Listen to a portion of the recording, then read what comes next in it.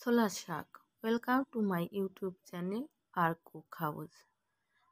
ছোলা শাক কীভাবে রান্না করি দেখুন। ছোলা শাক রান্না করার জন্য আমি পেঁয়াজ, রসুন, আলু, কাঁচামরিচ নিয়েছি। রসুনের খোসা ছাড়িয়ে নিলাম। এরপর পেঁয়াজের খোসা ছাড়িয়ে নিই। আলু খোসা ছাড়িয়ে ছোট ছোট করে কেটে নিই।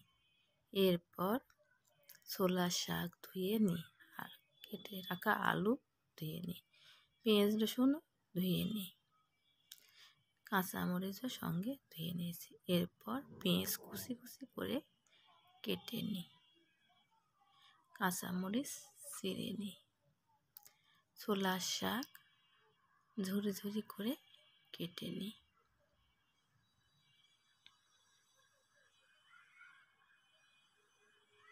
মাছের মাথা লবণ হলুদ দিয়ে মেখে নিই।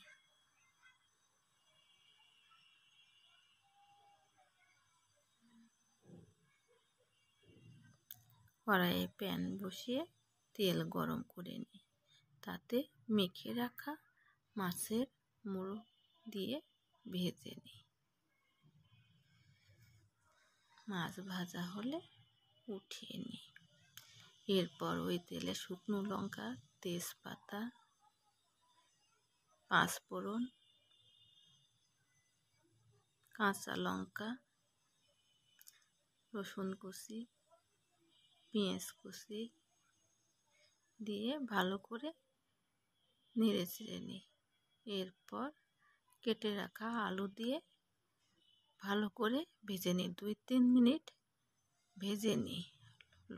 পরিমাণ মতো লবণ দিই, পরিমাণ মতো হলুদ দিই। পেঁয়াজ লাল লাল করে ভেজে নিই। সবগুলো ভাজা হয়ে এলে আদা জিরা বাটা দিই। আদা জিরা ভালো করে কষিয়ে নিই যাতে কাঁচা গন্ধ চলে যায়। এরপর ভেজে রাখা মাছের মাথা দিয়ে ভেঙে নিই। 2-3 মিনিট ভেজে নিই। এরপর আগে থেকে কেটে রাখা ছোলা শাক দিয়ে দিই।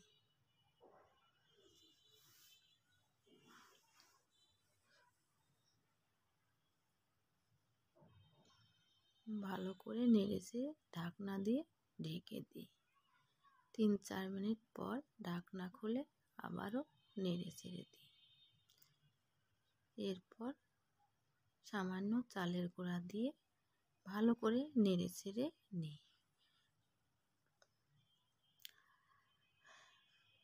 আর তৈরি হলে অন্য একটি পাত্রে তুলে নিই। Ready by the way. আজ এই পর্যন্তই। দেখা হবে অন্য কোনো ভিডিও নিয়ে অন্য কোনো দিন। সাবস্ক্রাইব করে পাশে থাকবেন। সবাই ভালো থাকবেন। ধন্যবাদ।